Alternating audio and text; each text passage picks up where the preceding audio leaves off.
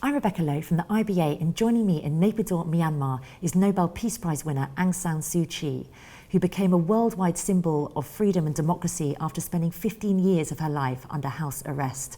Following her release in 2010, she went from dissident to politician and has spearheaded legal and political reforms across the country as leader of the opposition party, the National League for Democracy, and the chairperson of the Committee for the Rule of Law and Tranquillity.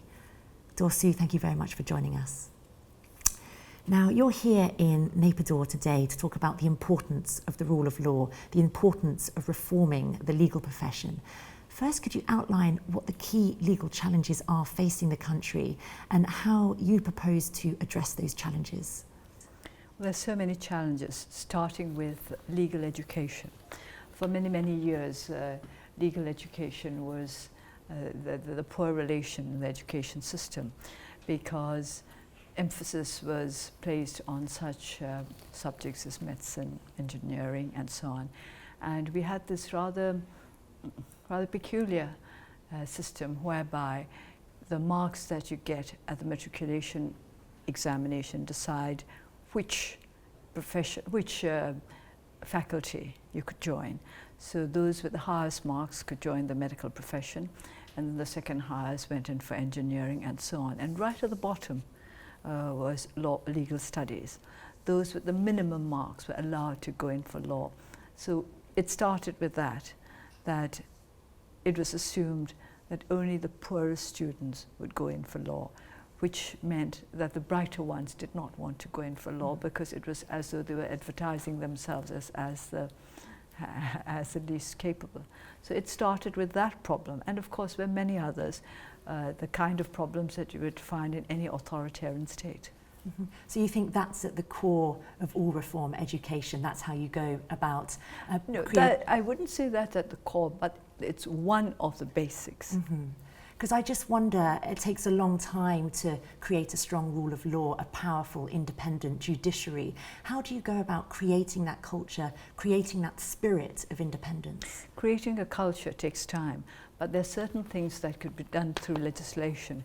For example, if we want to establish an independent judiciary, we'll have to amend the Constitution.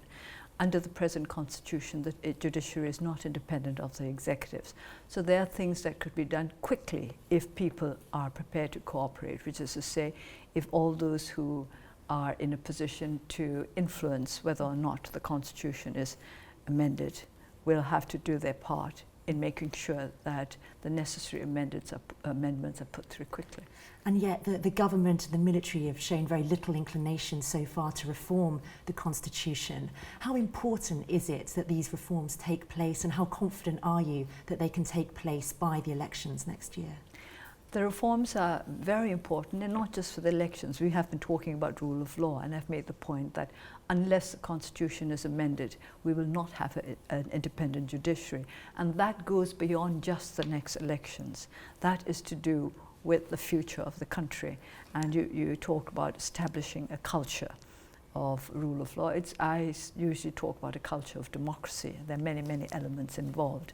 And establishing such a culture takes time, but you have to start somewhere. And as you pointed out, the government at this time and the military seem to certainly do not show any inclination to amend the Constitution. But what is very, very encouraging for us is the fact that the people understand the need to amend the Constitution. Because there was this survey of 5 million people, wasn't there? It wasn't a survey, it was a signature campaign. We invited our people, the public, to come and put the signatures to amendments to the amendment clause, which makes our Constitution about the most rigid in the world. And this was not quite like the ordinary referendum, because it was not to begin with, it was not like a secret vote. Everybody knew who was supporting this movement, and that still requires courage at this time. Some believe that the focus on the Constitution and political reforms is distracting people from other concerns, other very real concerns in Myanmar, human rights issues and abuses in... But how can you separate human rights from rule of law? How can you separate human rights from law and order. And how can you separate human rights from politics? Mm-hmm. So you don't believe that there's a distraction from issues in I think State there's and Rakhine? it's not that emphasis on the need to amend the constitution or the need for rule of law is a distraction from things like human rights. I think those who do not want to amend the constitution are trying to distract people by making them think that the human rights issue is totally divorced from the issue of constitutional amendment, which of course it is not. Mm-hmm. You have advocated for forgiveness, for reconciliation, rather than retribution. Others suggest that this might be a false distinction, that it's not about retribution, but it's about accountability, and it's about justice, looking at past crimes over the last 5 decades. What do you mean when you talk about reconciliation, and do you think that this is genuinely what is right for the population of Myanmar? I think our people agree that national reconciliation is absolutely necessary. I didn't talk about forgiveness. Forgiveness is a personal thing.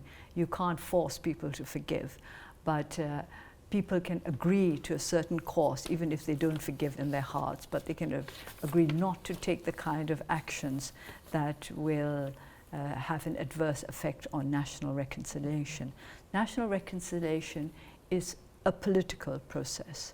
We are thinking of it as a political process, as an agreement between different factions to pursue a certain path in the name of peace, in the name of unity, even if it means that you have to forego your pound of flesh. Mm-hmm.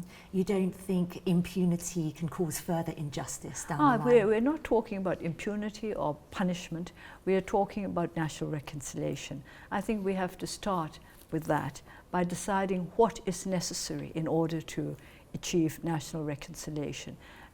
Things like impunity or no impunity or revenge or no revenge, that follows on the discussions with regard to what we really need in order to achieve national reconciliation. And this is not a decision that I can make alone. Mm-hmm. Just a final question. You said in your second Reith lecture in 2011 that you and your party, the NLD, could be described as dissidents because you serve the truth, the real aim of life. Now you're a politician. Do you see your role as different? Do you feel like you need to compromise any of that truth now? No, I don't think we compromised when we were dissidents, and I don't think we're compromising now. But we did compromise also when we were dissidents to a certain extent.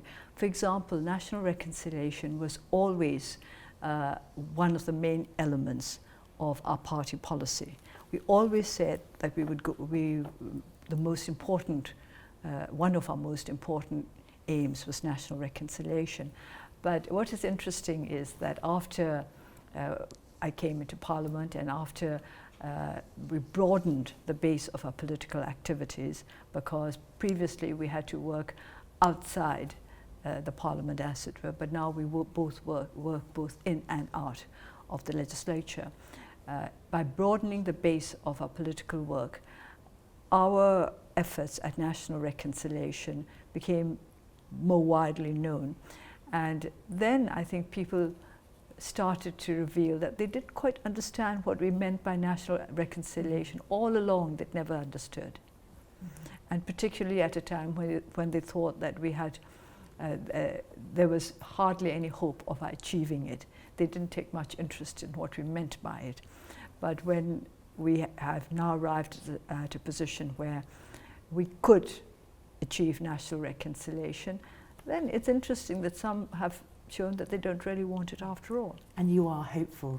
Archbishop Desmond Tutu calls himself a prisoner of hope. Are you a prisoner I'm of sorry, hope? I know, I've never believed in hope. When people ask me if I hope for this or that, I always say, I don't believe in hope, I only believe in endeavour. You work to get what you want. You just don't sit and hope for it. Dorsi, thank you very much for your time. Thank you.